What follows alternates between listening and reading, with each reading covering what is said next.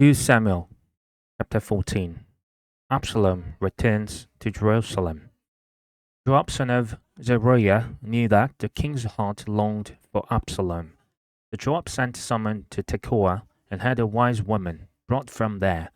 He said to her, "Pretend you are in mourning, dress in mourning clothes, and don't use any cosmetic lotions. Act like a woman who has spent many days grieving for the dead. Then go to the king and speak these words to him." And Joab put the words in her mouth. When the woman from Tekoa went to the king, she fell with her face to the ground to pay him honor, and she said, "Help me, your majesty." The king asked her, "What is troubling you?" She said, "I am a widow. My husband is dead. Your servant had 2 sons. They got into a fight with each other in the field, and no one was there to separate them.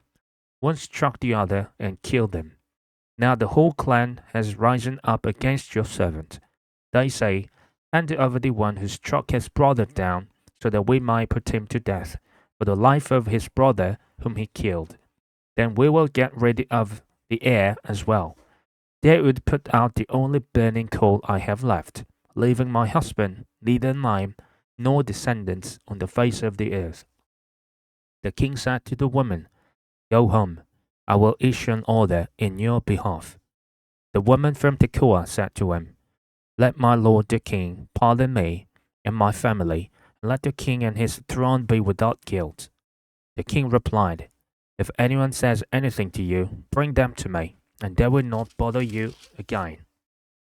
She said, "Then let the king invoke the Lord his God to prevent the avenger of blood from adding to the destruction, so that my son will not be destroyed. As surely as the Lord lives," he said, "not one hair of your son's head will fall to the ground." Then the woman said, "Let your servant speak a word to my lord the king. Speak." He replied.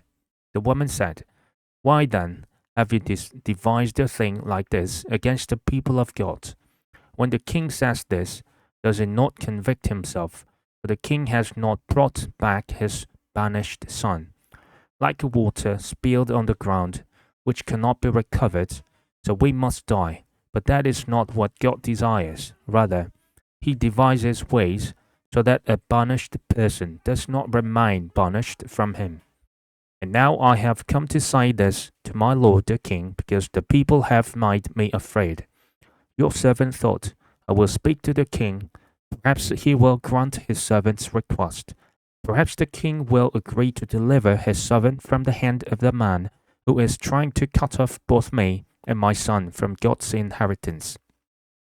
And now your servant says, 'May the word of my lord the king secure my inheritance. For my lord the king is like an angel of God in discerning good and evil. May the Lord your God be with you.'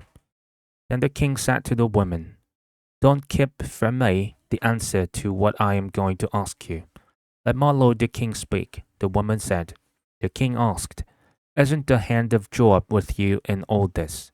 The woman answered, 'As surely as you live, my lord the king, no one can turn to the right or to the left from anything my lord the king says. Yes, it was your servant Joab who instructed me to do this, and who put all these words into the mouth of your servant. Your servant Joab did this to change the present situation. My lord has wisdom like that of an angel of God. He knows everything that happens in the land.' The king said to Joab, 'Very well, I will do it. Go, bring back the young man Absalom.' Joab fell with his face to the ground to pay him honor, and he blessed the king. Joab said, 'Today your servant knows that he has found favor in your eyes, my lord the king, because the king has granted his servant's request.' Then Joab went to Geshur and brought Absalom back to Jerusalem.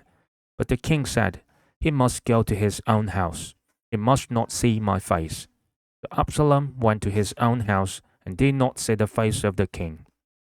In all Israel, there was not a man so highly praised for his handsome appearance as Absalom. From the top of his head to the sole of his foot, there was no blemish in him. Whenever he cut the hair of his head, He used to cut his hair once a year because it became too heavy for him. He would weigh it, and its weight was 200 shekels by the royal standard. Three sons, three sons and a daughter were born to Absalom. His daughter's name was Tamar, and she became a beautiful woman. Absalom lived 2 years in Jerusalem without seeing the king's face. Then Absalom sent for Joab in order to send him to the king, but Joab refused to come to him. But he sent a second time, but he refused to come. Then he said to his servants, Look, Joab's field is next to mine, and he has barley there. Go and set it on fire. The Absalom's servants set the field on fire. Then Joab did go to Absalom's house, and he said to him, Why have your servants set my field on fire? Absalom said to Joab, Look, I sent word to you and said, Come here, so I can send you to the king to ask, Why have I come from Geshur? It would be better for me if I were still there. Now then, I want to see the king's face, and if I'm guilty of anything, let him put me to death.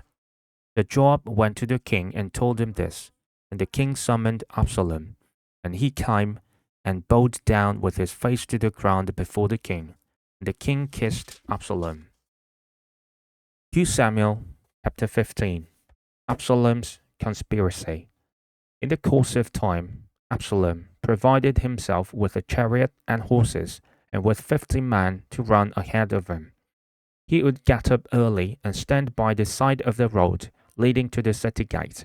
Whenever anyone came with a complaint to be placed before the king for a decision, Absalom would call out to him, What town are you from? He would answer, Your servant is from one of the tribes of Israel. Then Absalom would say to him, Look, your claims are valid and proper, but there is no representative of the king to hear you. And Absalom would add, If only I were appointed judge in the land, then everyone who has a complaint or case could come to me, and I would say that they receive justice. Also, whenever anyone approached him to bow down before him, Absalom would reach out his hand and take hold of him and kiss him. Absalom behaved in this way toward all the Israelites who came to the king asking for justice, and so he stole the hearts of the people of Israel. At the end of 4 years, Absalom said to the king, Let me go to Hebron and fulfill a vow I made to the Lord. While your servant was living in Geshur in Aram, I made this vow.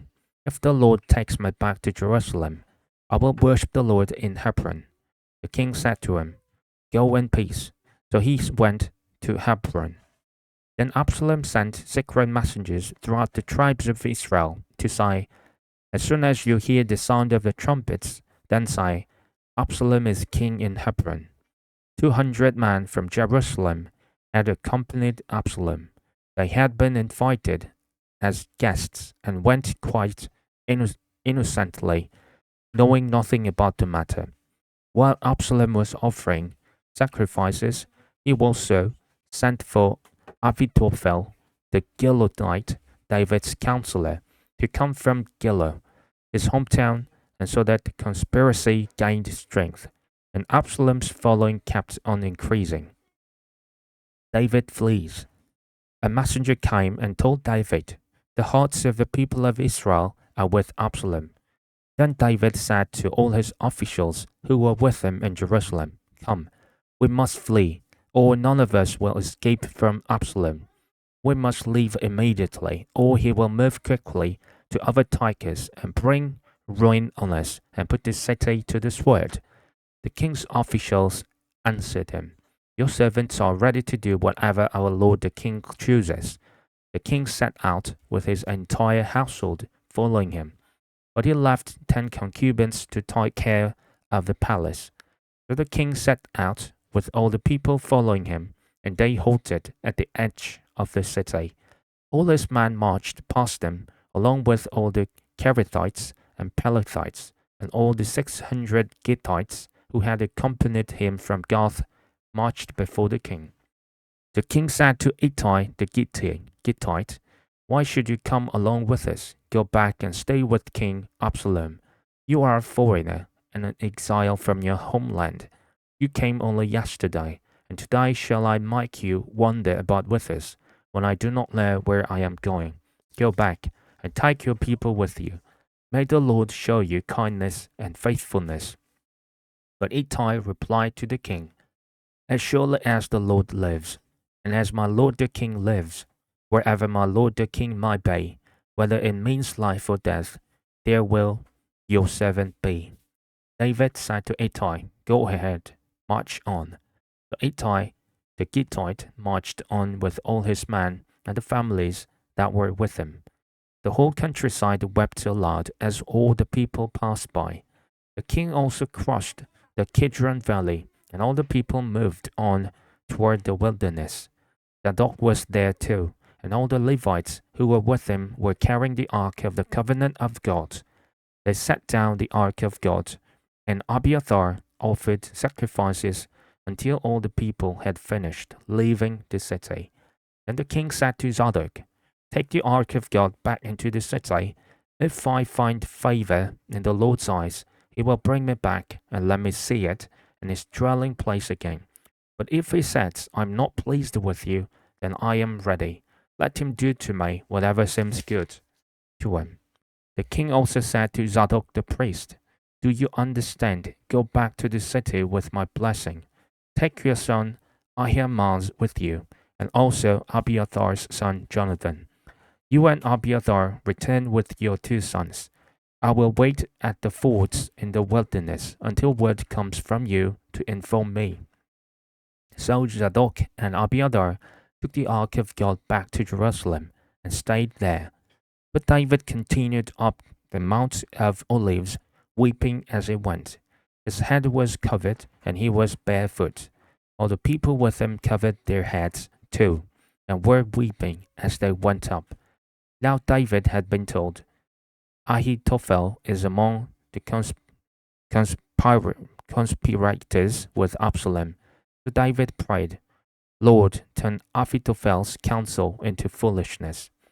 When David arrived at the summit, where people used to worship God, Hushai, the Archite, was there to meet him, his robe torn and dust on his head. David said to him, If you go with me, you will be a burden to me.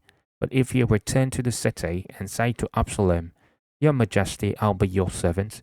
I was your father's servant in the past, but now I'll be your servant.